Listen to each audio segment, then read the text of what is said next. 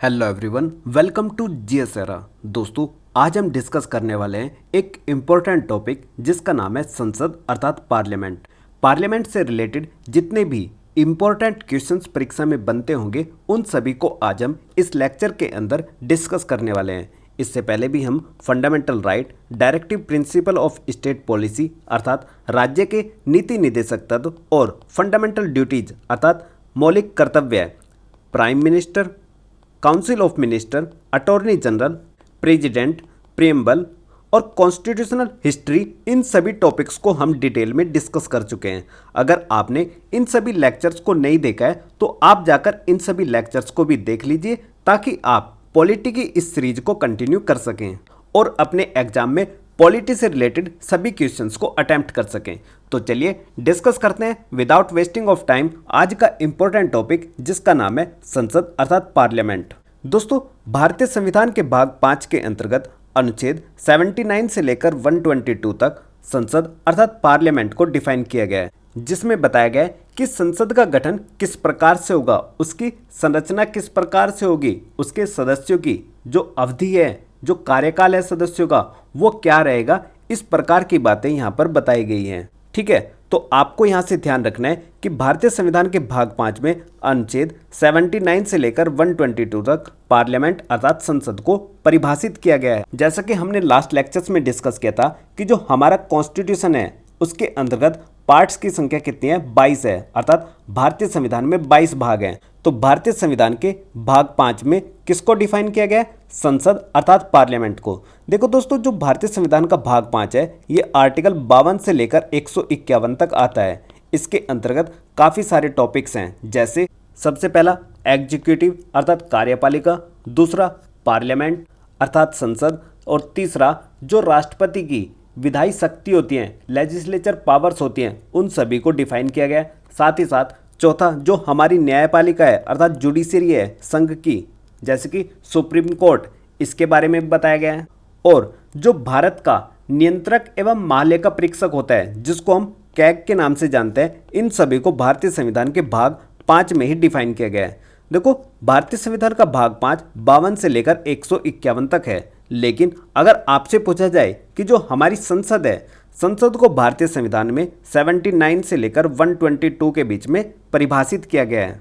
ठीक है, तो आपको यहाँ से ये बात याद रखनी है कि संसद भारतीय संविधान के भाग 5 में आती है। अनुच्छेद 79 से लेकर 120 तक संसद से रिलेटेड कुछ इंपॉर्टेंट आर्टिकल्स हैं।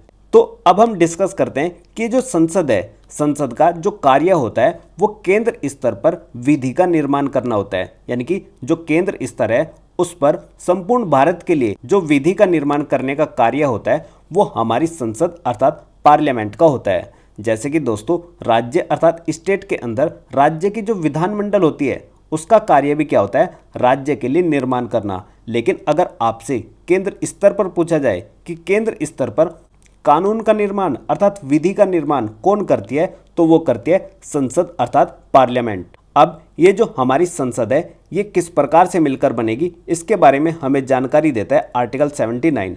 आर्टिकल 79 बताता है हमें कि जो भारतीय संसद है वो 3 अंगों से मिलकर बनती है, जिनका नाम है राष्ट्रपति, राज्यसभा तथा लोकसभा। यानी कि जो हमारी संसद है, संसद के 3 इंपॉर्टेंट अंग है, राष्ट्रपति, राज्यसभा तथा लोकसभा।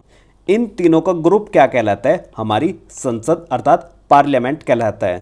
तो आपको ध्यान रखना है कि संसद के अंतर्गत लोकसभा, राज्यसभा और राष्ट्रपति ये तीनों ही आते हैं। इन तीनों की ग्रुपिंग क्या कहलाती है, हमारी संसद अर्थात पार्लियामेंट कहलाती है।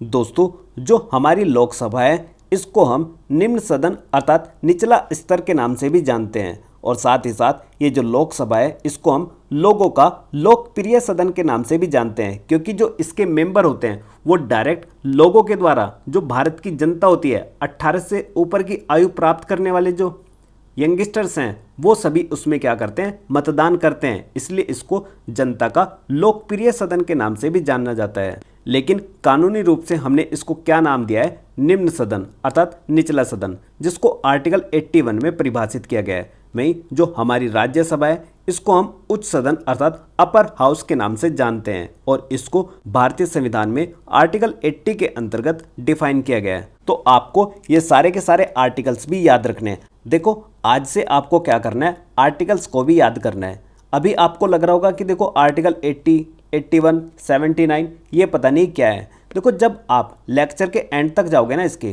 तो आप अपने आप को काफ़ी बेहतर पोजीशन में पाओगे, क्योंकि इसमें मैं आपको बार बार लिखकर बार बार रिवाइज कराकर मैं आपको सारे के सारे आर्टिकल्स फिंगर टिप्स पर याद करा दूंगा। ये मेरी गारंटी है कि अगर आप इस लेक्चर को ध्यान से सुनते हो, जिस तरीके से आर्टिकल्स को मैं यूज करूंगा उसी तरीके से अगर आप भी अपनी नोटबुक में नोट डाउन करते हो 2-3 बार, तो आपके 100% ये सभी आर्टिकल्स क्या हो जाएंगे, याद हो जाएंगे। जैसा कि अभी हमने पढ़ा कि जो संसद है उसका गठन कहाँ पर बताया गया, आर्टिकल 79 में, और राज्यसभा का कहाँ पर है, आर्टिकल 80 में, और लोकसभा का आर्टिकल 81 में।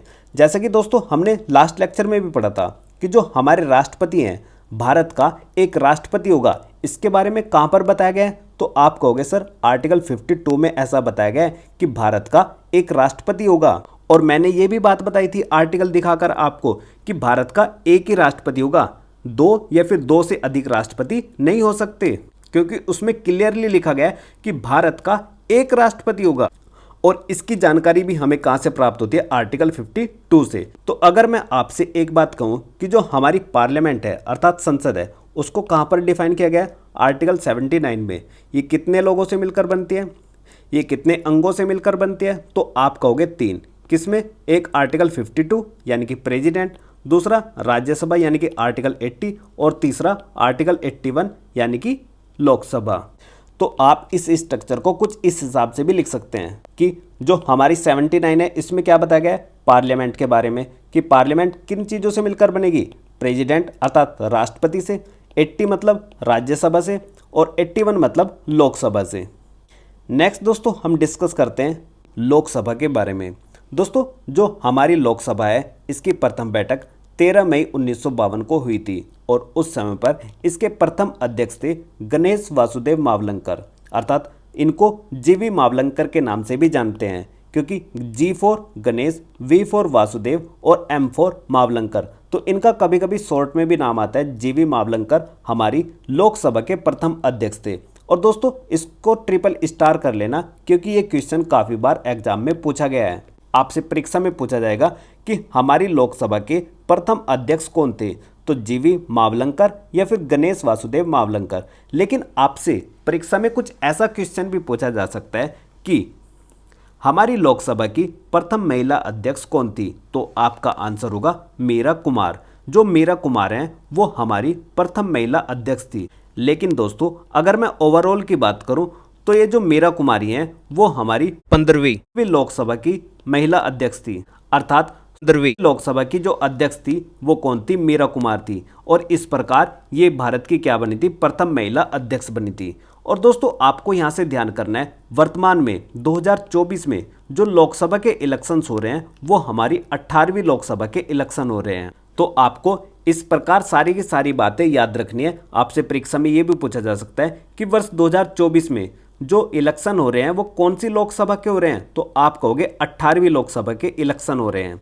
नेक्स्ट, लोकसभा का सदस्य बनने के लिए न्यूनतम आयु कितनी है, 25 वर्ष होनी चाहिए। लेकिन जो हमारी राज्यसभा है, राज्यसभा के लिए कितनी है, 30 वर्ष है। और वहीं जो हमारे प्रेसिडेंट है उनके लिए 35 वर्ष, और जो हमारे वाइस प्रेसिडेंट अर्थात उपराष्ट्रपति हैं उनके लिए भी कितनी है, 35 वर्ष है। साथ ही साथ जो राज्यों के अंतर्गत जो गवर्नर होते हैं उनके लिए भी कितनी है, 35 वर्ष है।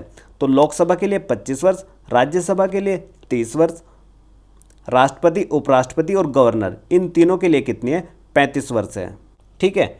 नेक्स्ट दोस्तों लिखा है कि जो लोकसभा है, लोकसभा का 17 होत, 17 वसान एवं विघटनकर्ता कौन करता है, राष्ट्रपति, जबकि स्थगनकर्ता कौन करता है, लोकसभा अध्यक्ष। अब ये टर्म क्या क्या है, आपको तो एकदम से सुनने के बाद में लगा होगा कि यार ये पता नहीं क्या है, तो इनको भी सेकंडों में जान लेते हैं कि क्या है। अब ये जो स्थगनकर्ता है इसमें बताया गया है कि स्थगनकर्ता कौन हो सकता है, लोकसभा अध्यक्ष होता है। लेकिन किसी भी लोकसभा सदन का स्थगन किस प्रकार से होता है, उसका मतलब होता है कि देखो जैसे संसद के 2 सदन हैं, लोकसभा या फिर राज्यसभा, इनकी कोई बैठक चल रही है, उस बैठक को कुछ घंटों के लिए, कुछ मिनट के लिए या फिर कुछ सप्ताह के लिए रोक देना, उसको स्थगित कर देना, उसको बोला जाता है स्थगन। और ऐसा कौन करता है? लोकसभा का है तो लोकसभा अध्यक्ष करेगा और राज्यसभा का है तो कौन करेगा? राज्यसभा सभापति। थोड़ी सी टेक्निकल चीजें आपको अपनी नोटबुक में नोट डाउन करते हुए चलनी है सारी की सारी बातें। इस स्थगन का मतलब होता है किसी बैठक के कार्य का निलंबन करना।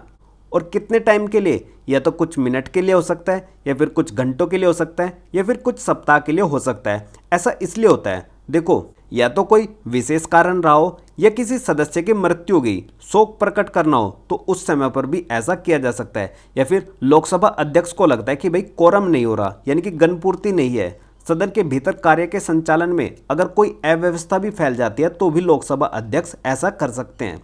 तो इसका मतलब होता है स्थगन करना। और स्थगन कौन करता है? अगर लोकसभा का है तो लोकसभा अध्यक्ष, और राज्यसभा की बैठक है तो कौन करेगा? राज्यसभा का सभापति। समझ आ रही है बातें? अब नेक्स्ट है सत्रह आहूत या फिर सत्रहवसान। ये दोनों के दोनों वर्ड एक ही हैं, सत्रहवसान या फिर सत्रह आहूत। अब देखो, इनको ध्यान से समझना। ये जो सत्रह आहूत है या सत्रहवसान है, तो सत्र आ रहा है इसमें, यानी कि इसमें क्या होता है, पूरा का पूरा सत्र खत्म हो जाता है। और दोस्तों, एक सत्र में काफ़ी सारी बैठक होती हैं। जो सेशन चलता है, जैसे मानसून सेशन चला, विंटर सेशन चला, बजट सेशन चला, तो उसमें आपने देखा भी होगा कि वो काफ़ी लॉन्ग टाइम के लिए चलता है, काफ़ी सारी बैठक होती हैं। तो अगर बैठक को रोका जा रहा है तो वो क्या कहलाता है? स्थगन। और अगर पूरे सत्र को खत्म कर दिया तो ये कहलाता है सत्रहवसान। और ऐसा कौन करते हैं? राष्ट्रपति करते हैं। दूसरा, जो विघटन करता होता है, जो हमारी राज्यसभा है वो क्या है? एक परमानेंट हाउस है, अर्थात स्थायी सदन है। लेकिन जो लोकसभा है, लोकसभा क्या है? टेम्परेरी हाउस है, यानी कि अस्थायी सदन है। इसका विघटन किया जा सकता है, और ऐसा कौन कर सकते हैं? हमारे राष्ट्रपति। ठीक है, तो इस प्रकार की कुछ बातें थी, आपको ये याद रखनी थी। नेक्स्ट दोस्तों, हम डिस्कस करते हैं कि लोकसभा की सीट के बारे में। जो हमारी लोकसभा है उसमें सीट्स कहाँ कहाँ से, किस प्रकार से आती है, उन सभी के बारे में जानते हैं। देखो, अधिकतम संख्या लोकसभा में 550 है, यानी कि जो हमारी लोकसभा है उसमें अधिकतम सीटों की संख्या 550 है। लेकिन जो वर्तमान स्थिति है इस समय पर, वो क्या है? 543 है। तो आपसे किसी भी प्रकार का क्वेश्चन पूछा जा सकता है कि हमारी लोकसभा में अधिकतम सीटों की संख्या कितनी है? 550। लेकिन वर्तमान में कितनी भरी जाती हैं? 543, यानी कि 7 सीट्स अभी भी नहीं भरी जाती। उनको बताते हैं कि पीओके के लिए छोड़ा गया है। या फिर कोई टेरिटरी हम ऑक्यूपाई करते हैं, जैसा कि हमने आर्टिकल 1 में पढ़ा था कि अगर इंडिया किसी बाहरी टेरिटरी को ऑक्यूपाई कर लेगा, उसको कब्जा लेगा, तो उसको हम क्या मानेंगे? टेरिटरी ऑफ इंडिया, अर्थात भारत का राज्य अक्षेत्र मानेंगे। अब अगर उसमें कभी हमने इलेक्शन कराना हुआ या फिर कुछ इस तरीके की व्यवस्था करनी हुई, तो ऐसी सीट्स को हम वहाँ पर फिल करा सकते हैं। तो आपको ध्यान रखना है कि जो 550 सीट हैं, इन 550 सीट में 530 आती हैं राज्यों से और 20 सीट आती हैं संघ राज्य अक्षेत्र से। यानी कि ये जो 500 सीट आती हैं, ये आती हैं 28 राज्यों से, और ये जो 20 सीट हैं ये आएंगे कहाँ से? 8 यूनियन टेरिटरी से। तो आपको कोई भी कन्फ्यूजन अपने माइंड में नहीं रखना है कि जो 550 सीट्स हैं इनमें 530 आती हैं राज्यों से, और जो हमारे यहाँ पर केंद्र शासित प्रदेश हैं जिनकी संख्या 8 है, इनसे कितनी आती है? 20 आती हैं। लेकिन दोस्तों, वर्तमान में कितनी भरी जाती है? 543। अब इन 543 में से जो यूनियन टेरिटरी है इसमें 20 थी, तो भरी कितनी जाती हैं? फिलहाल 19। और जो राज्य हैं, राज्यों में 530 थी, तो भरी कितनी जाती हैं? 524। तो आपको मैंने पहले ही बताया कि जो 7 सीट कम है, ये 7 सीट में एक तो यूनियन टेरिटरी की है और 6 सीट स्टेट की है, यानी कि ये सीट नहीं भरी जाती। तो आपसे परीक्षा में ये भी क्वेश्चन पूछा जा सकता है कि जो 7 सीट हैं जो खाली हैं वो कौन कौन सी कम है? तो एक यूनियन टेरिटरी की है और 6 स्टेट की हैं। अब कुछ लोगों के माइंड में आएगा कि भाई पहले तो कितनी होती थी? 552 होती थी। तो मैं कहूँगा बिल्कुल होती थी भाई, 552 होती थी। लेकिन हमने 104वें नंबर का संविधान संशोधन अधिनियम किया वर्ष 2019 में। ये जो 2 सदस्य होते थे, 2 सीट होती थी, ये राष्ट्रपति के द्वारा मनोनीत की जाती थी। कहाँ पर? लोकसभा में। और ये लोग लोकसभा में किनका प्रतिनिधित्व करते थे? तो ये करते थे आंग्ल भारतीय समुदाय का। अब लेकिन आंग्ल भारतीय समुदाय जैसी व्यवस्था हमें यहाँ पर देखने को नहीं मिलती कि हमें उनको क्या करना चाहिए, 2 अलग से रिप्रेजेंटेटिव नॉमिनेट करने चाहिए ऐसी व्यवस्था हमें अपने भारत में अब दिखाई नहीं देती। तो इसके लिए हमने 104वें नंबर का संविधान संशोधन अधिनियम किया वर्ष 2019 में, जिसके माध्यम से 25 जनवरी 2020 से इन 2 सीट्स को समाप्त कर दिया गया। तो वर्तमान में जो सीट्स हैं अधिकतम वो कितनी हो सकती हैं, 550 हो सकती हैं। ये बात आपको ध्यान रखनी है। अब देखो, मैं आपका एक छोटा सा टेस्ट लेता हूँ। मैं पूछता हूँ आपसे कि लोकसभा के अंदर अधिकतम सीट्स की संख्या कितनी हो सकती है, तो आप कहोगे 550 हो सकती है। और ये 550 में 530 कहाँ से आएंगी, स्टेट से। और कितने स्टेट हैं हमारे यहाँ पर, 28 राज्यों से आएंगी। और ये जो 20 सीट है ये कहाँ से आएंगी, यूनियन टेरिटरी से आएंगी, अर्थात केंद्र शासित प्रदेश से आएंगी। और हमारे यहाँ पर फिलहाल कितने केंद्र शासित प्रदेश हैं, 8। ठीक है, तो आपके याद हो गए कि मैक्सिमम कितनी होगी हमारे यहाँ पर 550, 20 आएंगी यूनियन टेरिटरी से और 530 आएंगी स्टेट से। लेकिन अगर मैं आपसे पूछूं कि वर्तमान में हमारे यहाँ पर कितनी सीट्स फिल होती हैं, तो आप कहोगे सर 543 सीट फिल होती हैं। इन 543 में स्टेट से कितनी आती है, तो आप कहोगे 524। और मैं कहूँगा कि भाई यूनियन टेरिटरी से कितनी आती है, तो आपके एकदम से ध्यान आना चाहिए कि 20 में से एक गया, कितनी यानी कि 19 सीट। ठीक है, ये कहाँ से आती है 19 सीट, यूनियन टेरिटरी से। और ये जो 524 सीट है ये कहाँ पर आती है वर्तमान में, 28 राज्यों से आती हैं। और ये कितने से आती हैं, 8 यूनियन टेरिटरी से आती हैं। तो कितनी सीट्स का डिफरेंस लग रहा है, 7 सीट्स का डिफरेंस है। अब देखो दोस्तों, ये तो हो गया नॉर्मल तरीके से क्लासिफिकेशन। लेकिन अगर हम एडवांस तरीके से क्लासिफिकेशंस करते हैं, जहाँ से एग्जाम में क्वेश्चंस आने के काफ़ी ज़्यादा चांसेस रहते हैं, उन सभी को भी डिस्कस कर लेते हैं। तो दोस्तों, ये जो 543 सीट्स हैं, इनमें जो एससी की संख्या है, एससी की सीट्स की वो कितनी है, 84 सीट हैं। और वहीं पर एसटी की सीट्स की संख्या कितनी है, 47 है। तो आपसे परीक्षा में काफ़ी बार ये भी पूछा जाएगा कि लोकसभा में शेड्यूल कास्ट की संख्या कितनी है, सीट्स की 84। और वहीं जो शेड्यूल ट्राइब है अर्थात अनुसूचित जनजाति है, उनकी संख्या कितनी है, 47 है। यानी कि जो हमारी लोकसभा है उसमें जो सीट्स का बंटवारा किया गया है वो भी जाति के आधार पर किया गया है। यानी कि जो 543 सीट्स हैं, इनमें से एससी की संख्या कितनी है, 84, और एसटी की संख्या कितनी है, 47 है। और दोस्तों, अगर मैं आपसे बात करूं कि जो एससी की संख्या है, शेड्यूल कास्ट की जो सीट्स की संख्या है 84, इसमें 84 में भी जो सबसे ज़्यादा सीट्स आती हैं वो 17 सीट यूपी में आती हैं। और ऐसे ही एसटी की जो मैक्सिमम सीट्स हैं वो आती है 6 सीट्स, कहाँ पर, मध्य प्रदेश में।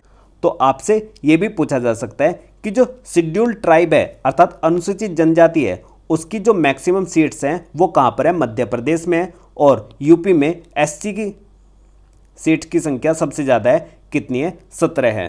ठीक, लेकिन दोस्तों ध्यान रखना, यहाँ पर एससी की सीट है, एसटी की सीट नहीं है। ये यूपी में एक भी एसटी की सीट नहीं है, ये बात भी ध्यान रखनी है आपको। तो देखो, अब ये जो 19 सीट हैं ये 8 केंद्र शासित प्रदेश से आती हैं। अब कितनी सीट किस केंद्र शासित प्रदेश से आती हैं उनके बारे में भी डिस्कस करते हैं। तो देखो, जो हमारा दिल्ली केंद्र शासित प्रदेश है, यहाँ से 7 सीट आती हैं। दूसरा, दमन एंड दीव दादरा एंड नागर हवेली से 2 सीट, अंडमान एंड निकोबार द्वीप से 1, पुद्दुचेरी से भी 1, चंडीगढ़ से भी 1, लक्षद्वीप यहाँ से भी 1, और जो जम्मू एंड कश्मीर है दोस्तों, यहाँ से आती है 5 सीट।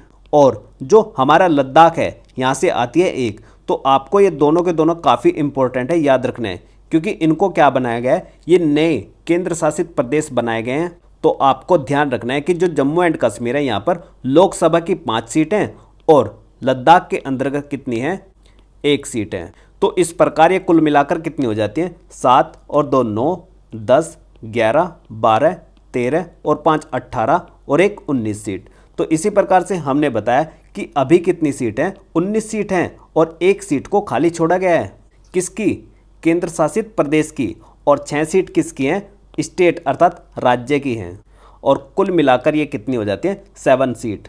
ठीक है, तो ये मैप किसकी सीट का था, लोकसभा की सीट का था। आपको इसका स्क्रीनशॉट ले लेना है और बार बार फिल कर कर देखना है कि भाई कहाँ पर कितनी सीट आती हैं, किस प्रकार से आती हैं। तो देखो दोस्तों, मैं एक बात और आपको बता देता हूँ इसके बारे में। आपसे एग्जाम में ये भी पूछा जा सकता है कि जो लोकसभा की अधिकतम सीट है वो किस राज्य में है। तो लोकसभा की अधिकतम सीट यूपी अर्थात उत्तर प्रदेश में कितनी, 80 सीट। वहीं जो महाराष्ट्र है, एमएच, यहाँ पर कितनी है, 48 है। और जो हमारा वेस्ट बंगाल है इसमें कितनी है 42 है, और उसी के बराबर में एक राज्य पड़ता है बिहार, यहाँ पर कितनी है सीट्स की संख्या 40, और जो तमिलनाडु है यहाँ पर कितनी है 39 है। तो आपको ये 5 स्टेट याद रखने हैं, ये लोकसभा के हिसाब से घटते हुए क्रम में है। तो लोकसभा की सबसे अधिकतम सीट यूपी में है 80, महाराष्ट्र में 48, वेस्ट बंगाल में 42, बिहार में 40 और तमिलनाडु में 39। ठीक है, तो जो भी एक्सपेक्टेड क्वेश्चंस बन सकते थे इस टॉपिक से लोकसभा की सीट्स को लेकर, वो सभी हम डिस्कस कर चुके हैं। तो चलिए चलते हैं वापस अपने टॉपिक पर। नेक्स्ट टॉपिक है लोकसभा सदस्य संख्या, जो कि हम ऑलरेडी डिस्कस कर चुके हैं। देखो यहाँ पर क्या पड़ता है, यूपी पड़ता है, तो यूपी में कितनी है 80, ये क्या होगा पहला नंबर। और दूसरा हमने बताया महाराष्ट्र, ये पड़ता है महाराष्ट्र, ये कितने नंबर पर है सेकंड नंबर पर। और तीसरे नंबर पर दोस्तों क्या बताया वेस्ट बंगाल, और वेस्ट बंगाल पड़ता है ये। ठीक है, नेक्स्ट उसके बाद में चौथा नंबर किसका बताया था बिहार का, इसी के बराबर में ये क्या है बिहार है, कौन से नंबर पर 4th नंबर पर। और सबसे नीचे क्या है तमिलनाडु, ये कौन से नंबर पर है 5th नंबर पर है। तो आपको इस तरीके से सारे के सारे याद रखने, पहला यूपी, पहला, दूसरा, तीसरा, चौथा, पांचवा। ठीक, पहला, दूसरा, तीसरा, चौथा और पांचवा। इस तरीके से टॉप 5 स्टेट आपको याद रखने हैं। देखो जितनी ज़्यादा लिखने की प्रैक्टिस करोगे ना, आपके चीज़ें उतनी ही आसान रहेंगी याद करना। तो इसलिए लिख लिख कर प्रैक्टिस करो, और लिख के जितने लंबे टाइम के लिए आप रखोगे ना याद, वो हमेशा ही याद रहेंगी। और आपको ध्यान रखना है कि ये 1 सीट कहाँ पर है लद्दाख की है, और 5 सीट कहाँ पर है जम्मू एंड कश्मीर की है। देखो ये दोनों की दोनों काफ़ी ज़्यादा इंपॉर्टेंट है, आपको याद रखना है, क्योंकि ये दोनों की दोनों क्या बनी है नए केंद्र शासित प्रदेश बने हैं वर्ष 2019 में। जो Jammu and Kashmir reorganisation act आया था 2019 में, उसके माध्यम से जम्मू एंड कश्मीर जो राज्य होता था उसको 2 जगह पर तोड़ दिया, एक राज्य से 2 केंद्र शासित प्रदेश बना दिए, एक जम्मू एंड कश्मीर और दूसरा लद्दाख। ठीक, इस तरीके की सारी बातें हमने डिटेल में डिस्कस करी है। जब आप आर्टिकल 1, 2 और 3 पढ़ोगे, इन सभी को मैंने लगभग 2 घंटे में डिस्कस किया हुआ है, इन तीनों ही आर्टिकल को।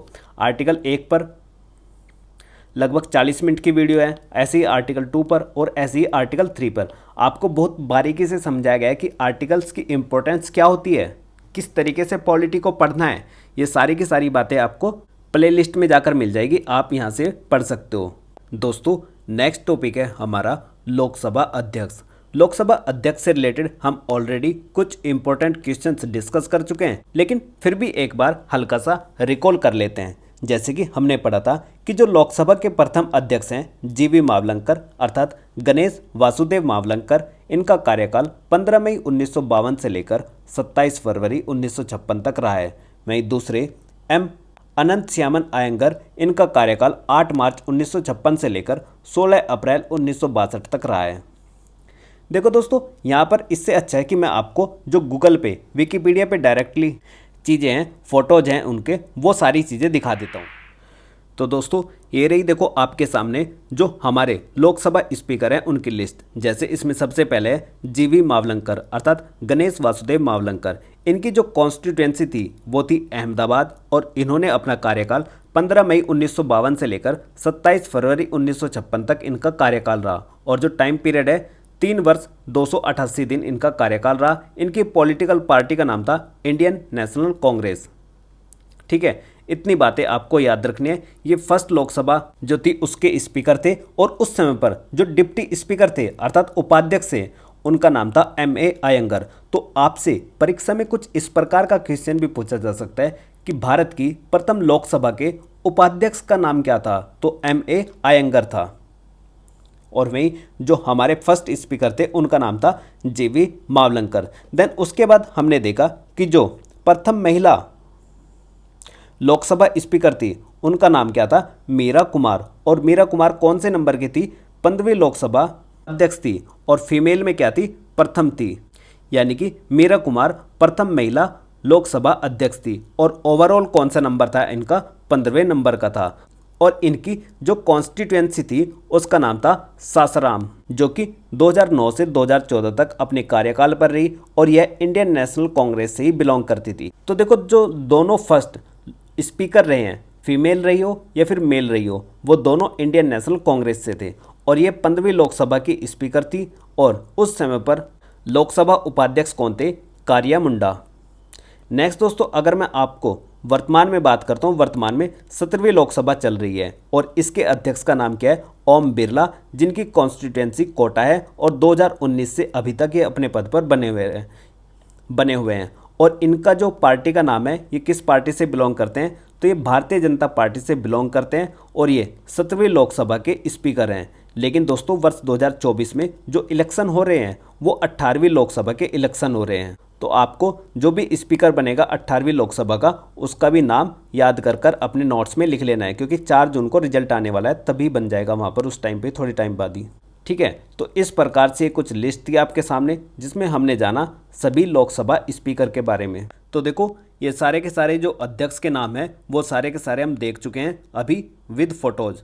तो अभी आपको ध्यान रखना है, वर्तमान में जो ओम बिरला हैं वो ओम बिरला 18वें नंबर के नहीं, कौन से नंबर के हैं? 17वीं लोकसभा के हैं। और जो हमारे यहाँ पर 18वीं लोकसभा के हैं वो अभी इलेक्शन चल रहे हैं 2024 में। ठीक है, तो आपको इस प्रकार की बातें याद रखनी है। और ये जो मीरा कुमार है, मीरा कुमार फर्स्ट फीमेल क्या थी? अध्यक्ष थी। और कौन सी लोकसभा की थी? ये 15वीं लोकसभा की थी, 15th नंबर की। ठीक है भाई, तो इतनी बातें आपको याद रखनी थी इस टॉपिक से रिलेटेड। नेक्स्ट हम डिस्कस करते हैं परीक्षा उपयोगी दृष्टि से कुछ इंपॉर्टेंट क्वेश्चन के बारे में। जैसे इसमें बताया गया है कि जो केंद्र सरकार है, केंद्र सरकार का विधायी अंग संसद होता है। हम ऑलरेडी डिस्कस कर चुके हैं कि जैसे राज्य के अंदर कानून बनाने वाली जो संस्था होती है उसको हम राज्य विधानमंडल के नाम से जानते हैं, ऐसे ही केंद्र के स्तर पर पूरे भारत के लिए कानून बनाने का कार्य कौन करती है? संसद करती है, अर्थात पार्लियामेंट करती है। नेक्स्ट, लोकसभा में राज्यवार सीटों का आवंटन आधारित है 1971 की जनगणना के आधार पर। नेक्स्ट, लोकसभा का कार्यकाल 5 वर्ष के लिए होता है। ये बात हम सभी को पता है कि जो लोकसभा के सदस्य चुने जाते हैं वो 5 वर्षों के लिए चुने जाते हैं, लेकिन इनका कार्यकाल कब से काउंट होता है? तो ये होता है प्रथम अधिवेशन के लिए नियत तारीख से। जब प्रथम अधिवेशन होता है उस दिन से 5 वर्ष तक इनका कार्यकाल रहता है। लेकिन दोस्तों, जो हमारी राज्यसभा है, राज्यसभा के सदस्यों का कार्यकाल 6 वर्ष के लिए होता है और प्रत्येक 2 वर्ष के अंतराल पर 1/3 सदस्य क्या होते हैं?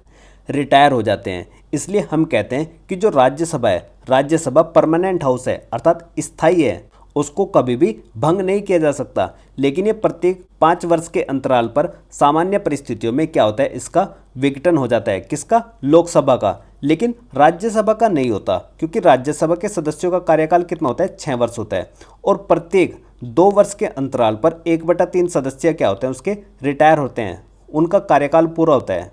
जैसे सपोज करो, एक एग्जाम्पल दे रहा हूँ, 90 सदस्य हैं तो 90 का 1/3 कितना हुआ? 30। तो 30 सदस्य प्रत्येक 2 वर्ष के अंतराल पर रिटायर हो जाएंगे और फिर इनकी जगह नेक्स्ट 30 ले लेंगे। तो इस प्रकार से जो ये हाउस है ये कभी भी भंग नहीं होता, इसमें सदस्य रहते ही हैं, इसलिए हम इसको क्या बोलते हैं? परमानेंट हाउस बोलते हैं। नेक्स्ट, आपातकाल में संसद की अवधि बढ़ाई जा सकती है एक बार में 1 वर्ष तक। तो ये भी काफ़ी इंपॉर्टेंट क्वेश्चन है। और दोस्तों, ये जो आपातकाल है, आपातकाल को भारतीय संविधान के भाग 18 के अंतर्गत डिफाइन किया गया है। और आपातकाल की व्यवस्था हमने कहाँ से ली थी? जर्मनी से। और जर्मनी के कॉन्स्टिट्यूशन को क्या बोलते हैं? वाइमर कॉन्स्टिट्यूशन बोलते हैं हम, जिसमें बताया गया है आर्टिकल 352, 356 और 360, इन तीनों में 3 प्रकार की इमरजेंसी है। तो आपको मुझे कमेंट सेक्शन में कमेंट करके बताने हैं कि किस आर्टिकल में किस प्रकार की इमरजेंसी की व्यवस्था की गई है, क्योंकि इन चीज़ों को हम काफ़ी बार डिटेल में डिस्कस कर चुके हैं। नेक्स्ट दोस्तों, लोकसभा के एक सत्र की अंतिम बैठक और आगामी सत्र की प्रथम बैठक के बीच 6 माह से अधिक का अंतर नहीं होना चाहिए। नेक्स्ट, लोकसभा या राज्यसभा का जो कोरम होता है उसकी जो संख्या होती है वो कितनी होती है? तो वो कुल सदस्य की 1/10 भाग होती है। 1/10 भाग का मतलब क्या हुआ? जैसे लोकसभा में सदस्यों की संख्या कितनी है? 550। तो इसका मतलब 1/10 का मतलब कितना हुआ? 55 सदस्य होंगे। वहीं राज्यसभा में जो सदस्यों की संख्या है वो कितनी है 250, और इसका 1/10 कितना रहेगा 25। तो ये क्या हो जाएगा कोरम हो जाएगी, अर्थात गणपूर्ति हो जाएगी, और इसके लिए कुल सदस्य का 1/10 भाग चाहिए, ठीक है। और वो 1/10 भाग लोकसभा का कितना होगा 55 और राज्यसभा का कितना होगा 25। नेक्स्ट दोस्तों, जो लोकसभा अध्यक्ष होता है वो अपना निर्णायक मत के रूप में वोट यूज करता है। जैसे कभी अगर लोकसभा में कोई वोटिंग हो रही है, जैसे कोई बिल हुआ, उस बिल पर 200 सदस्यों ने वोटिंग की और 200 में से 100 एक पक्ष में रहे और 100 एक पक्ष में रहे, तो ये क्या हुआ, इस पर क्या करेगा जो लोकसभा का अध्यक्ष होता है वो क्या कर सकता है अपना निर्णायक मत दे सकता है, क्योंकि यहाँ पर तो इक्वल हो गए, तो जिस भी साइड में जो लोकसभा का अध्यक्ष होगा वो अपना वोट करेगा, वो उसी के फेवर में चला जाएगा। नेक्स्ट, आम चुनाव के बाद नवनिर्वाचित सदस्यों को शपथ दिलाता है कौन, प्रोटेम स्पीकर।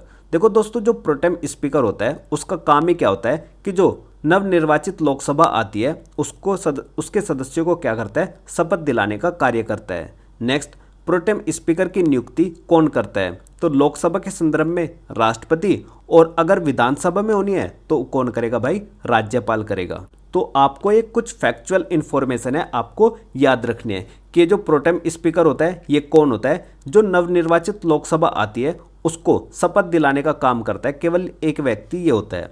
इसकी नियुक्ति कौन करता है, लोकसभा में राष्ट्रपति करता है। जैसे अब जो नई 18वीं लोकसभा जीत कर आएगी तो उसमें आप देखना कि जो प्रोटेम स्पीकर है वो कौन होगा, और वो किस तरीके से जो नवनिर्वाचित लोकसभा के सदस्य आएंगे वो किस प्रकार से शपथ लेंगे, वो सारी की सारी जो लोकसभा का लाइव सेशन चलता है वो सारी की सारी चीज़ें देखना आप एक बार, सारी की सारी जो डाउट्स होते हैं आपके वो सभी क्लियर हो जाएंगे जब आप इसको लाइव देखोगे।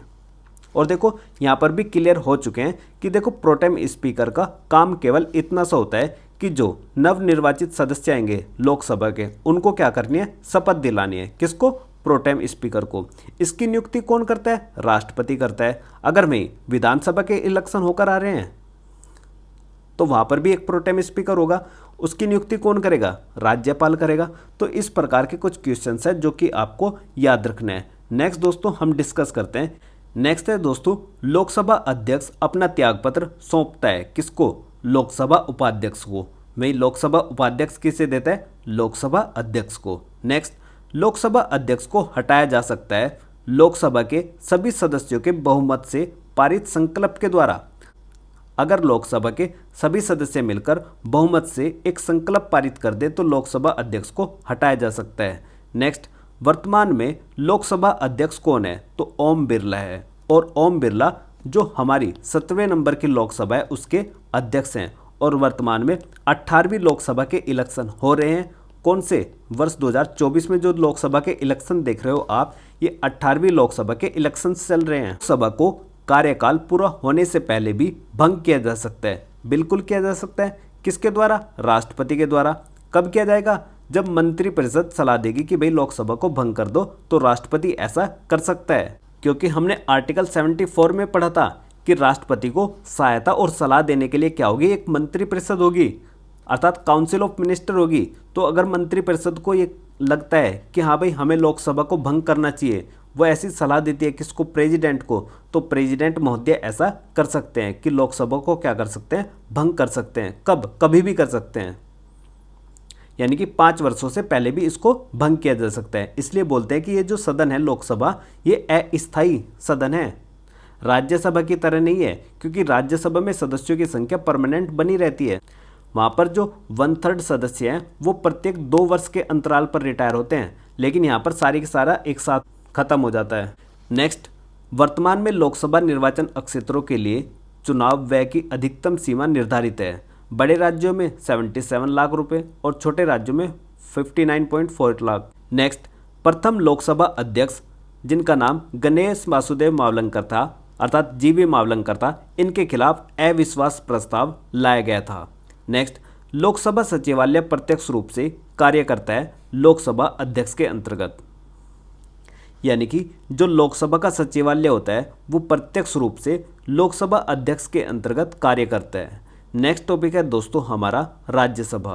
देखो दोस्तों, जो राज्यसभा है इसको आर्टिकल 80 के अंतर्गत परिभाषित किया गया है, जिसमें राज्यसभा की कुल सीट्स के बारे में बताया गया है कि राज्यसभा में 250 सीट्स होंगी। ये 250 सीट्स कहाँ से आएंगी, किस प्रकार से आएंगी, ये सारी की सारी जानकारी कहाँ पर है, आर्टिकल 80 में बताई गई है। तो आर्टिकल 80 हमें बताता है कि 238 सीट आएंगी राज्यों से तथा संघ राज्य क्षेत्र से, यानी कि स्टेट और यूनियन टेरिटरी से कुल मिलाकर 238 सीट आएंगी। और वहीं राष्ट्रपति के द्वारा 12 सदस्यों को नॉमिनेट किया जाएगा।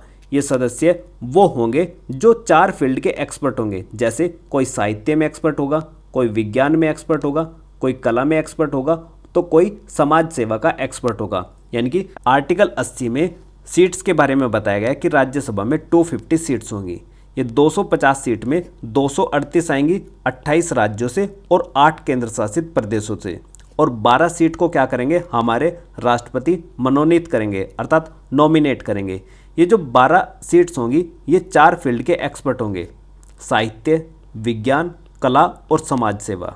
तो समझ आई आपको बातें। जैसे पहले क्या होता था, हमारी लोकसभा में 2 आंग्ल भारतीयों को, एंग्लो इंडियंस को, जो हमारे प्रेसिडेंट महोदय थे उनको नॉमिनेट करते थे, लेकिन 104 नंबर के संविधान के द्वारा इसको क्या कर दिया, इस व्यवस्था को खत्म कर दिया। कहाँ से, लोकसभा से। क्यों खत्म कर दिया, क्योंकि भाई हमें लगने लगा कि एंग्लो इंडियंस की जो व्यवस्था पहले होती थी हमारे यहाँ पर, आज के समय पर इतना ज़्यादा उनका वर्चस्व नहीं रहा, तो इनके रिप्रेजेंटेटिव की ज़रूरत नहीं है। लेकिन दोस्तों राज्यसभा में जो राष्ट्रपति हैं वो 12 सदस्यों को अभी भी नॉमिनेट करते हैं। अगर राष्ट्रपति को लगता है कि कोई व्यक्ति साहित्य, विज्ञान, कला और समाज सेवा इन फील्ड का एक्सपर्ट है, तो हम क्या करेंगे, यानी कि राष्ट्रपति क्या करेंगे, 12 सदस्यों को नॉमिनेट कर सकते हैं। लेकिन दोस्तों एक बात ध्यान रखना, यहाँ पर यह बात बिल्कुल नहीं बताएगी कि किस राज्य को कितनी सीट मिलेंगी। केवल यहाँ पर यह बात बताई गई है कि भाई 238 आएंगी स्टेट से और यूनियन टेरिटरी से और 12 आएंगी राष्ट्रपति के नॉमिनेशन से, ठीक। लेकिन यहाँ पर यह नहीं बताया गया कि भाई किस राज्य को कितनी सीट मिलेंगी। इसकी जानकारी हमें कौन देती है, जो हमारी शेड्यूल 4 है, अनुसूची 4 है। अनुसूची 4 में बताया गया allocation of seats in Rajya Sabha, यानी कि राज्यसभा में कितनी सीट किस राज्य को दी जाएंगी, इसकी जानकारी हमें कहाँ से प्राप्त होती है, अनुसूची 4 से, ठीक है। तो आपको इन दोनों क्वेश्चन को बहुत ध्यान से याद करना है कि राज्यसभा की जो कुल सीट के बारे में जानकारी देता है वो आर्टिकल 80 देता है हमें, लेकिन किस राज्य को कितनी सीट दी जाएंगी उसकी जानकारी हमें कौन देता है, अनुसूची 4। आप सभी को पता होगा कि जो हमारा भारतीय संविधान है उसमें वर्तमान में अनुसूचियों की संख्या 12 है, ठीक है। इसमें से जो चौथी अनुसूची है वो हमें allocation of seats in Rajya Sabha के बारे में जानकारी प्रदान करती है। नेक्स्ट दोस्तों, जो हमारी राज्यसभा है इसके सदस्यों का कार्यकाल 6 वर्ष का होता है और सदस्य बनने के लिए जो न्यूनतम आयु होती है वो 30 वर्ष होती है, जबकि आप देखोगे लोकसभा के लिए कितनी थी, 25 थी। प्रेसिडेंट, वाइस प्रेसिडेंट और गवर्नर इनके लिए कितनी थी, 35। तो आपको सारी की सारी चीज़ें याद रखनी है। नेक्स्ट, जो हमारी राज्यसभा होती है उसका पदेन सभापति हमारे उपराष्ट्रपति होते हैं, और दोस्तों इसकी जानकारी हमें कहाँ से प्राप्त होती है, आर्टिकल 64 और आर्टिकल 89। ये दोनों आर्टिकल हमें इस बात की जानकारी देते हैं कि जो राज्यसभा का पदेन सभापति होगा वो हमारे उपराष्ट्रपति होंगे। नेक्स्ट, जो राज्यसभा है इसकी प्रकृति स्थायी सदन की है, यानी कि ये परमानेंट हाउस है, क्योंकि मैंने बताया कि इस सदन में हमेशा सदस्य बने रहते हैं, इसका कभी भी विघटन नहीं होता। इसके जो 1/3 सदस्य होते हैं वो प्रत्येक 2 वर्ष के अंतराल पर चुने जाते हैं, और इनका निर्वाचन किस तरीके से होता है, तो इनका निर्वाचन अप्रत्यक्ष विधि से होता है, प्रतिनिधित्व पद्धति एकल संक्रमणीय मत प्रणाली द्वारा, यानी कि प्रोपोर्शनल रिप्रेजेंटेटिव सिस्टम और सिंगल ट्रांसफरेबल वोटिंग सिस्टम के द्वारा इसको फॉलो किया जाता है। और इनका इलेक्शन क्या होता है, इनडायरेक्ट इलेक्शन होता है, अर्थात अप्रत्यक्ष इलेक्शन होता है। अप्रत्यक्ष इलेक्शन वो इलेक्शन होता है जिसमें जनता सीधे पार्टिसिपेट नहीं करती, बल्कि जनता के द्वारा चुने गए जो प्रतिनिधित्व होते हैं वो क्या करते हैं, इस इलेक्शन में पार्टिसिपेट करते हैं, ठीक है। समझ आ गया आपके? तो आपको कुछ इस प्रकार की बेसिक इन्फॉर्मेशंस याद रखनी थी। अब किस राज्य को कितनी सीट दी गई है वो मैं आपको दिखाता हूँ अनुसूची 4 में। तो देखो ये रही आपके सामने 4th शेड्यूल अर्थात अनुसूची 4, और इसमें बताया गया है कि किस राज्य को कितनी सीट मिलेंगी। जैसे आंध्र प्रदेश को 11, तेलंगाना को 7, असम को 7, बिहार को 16, झारखंड को 6, गोवा को 1, और हरियाणा को 5। तो इस प्रकार से सभी राज्यों की लिस्ट दी गई है कि किस राज्य को कितनी सीट मिलेंगी। जैसे हमारा प्यारा प्रदेश उत्तर प्रदेश, इसको मिलेंगी 31 सीट, और जो कि पूरे भारत में सबसे ज़्यादा सीट्स का रिप्रेजेंट करता है, यानी कि मैक्सिमम सीट्स किस में है, उत्तर प्रदेश में है। कितनी है, 31। और दोस्तों लोकसभा की भी इसी राज्य में है। लोकसभा की कितनी सीट थी हमारे यहाँ पर, 80 सीट थी। राज्यसभा की कितनी है, 31। तो आपको इस तरीके से याद रखना है। साथ ही साथ 3 केंद्र शासित प्रदेश, दिल्ली, पुदुचेरी और जम्मू एंड कश्मीर, इनसे भी आपको जो सीट्स हैं वो सारी की सारी याद रखनी है। जैसे दिल्ली से आती है 3, पुदुचेरी से आती है 1 और जम्मू एंड कश्मीर से आती है 4। तो इस प्रकार कुल मिलाकर जो सीट्स की संख्या है यूनियन टेरिटरी से वो कितनी है, 8 है। ठीक है, और ओवरऑल सीट कितनी है, 233। देखो दोस्तों, जैसा कि हमने लोकसभा में पढ़ा था ऐसे ही हम राज्यसभा में पढ़ेंगे। तो राज्यसभा में मैक्सिमम सीट हो सकते हैं 250। इनमें से 12 सीट नॉमिनेट होती हैं किसके द्वारा, राष्ट्रपति के द्वारा, और 238 सीट आती है कहाँ से, यूनियन टेरिटरी प्लस स्टेट से। ये बात हमने जानी थी। लेकिन वर्तमान में जो सीट फिल होती हैं, यानी कि जो करंट स्टेटस है वो कितना है, 245 सीट्स का है। अब इन 245 में से दोस्तों 12 सीट तो राष्ट्रपति के द्वारा आज भी नॉमिनेट होती हैं, तो कितनी बची, 233 सीट बची।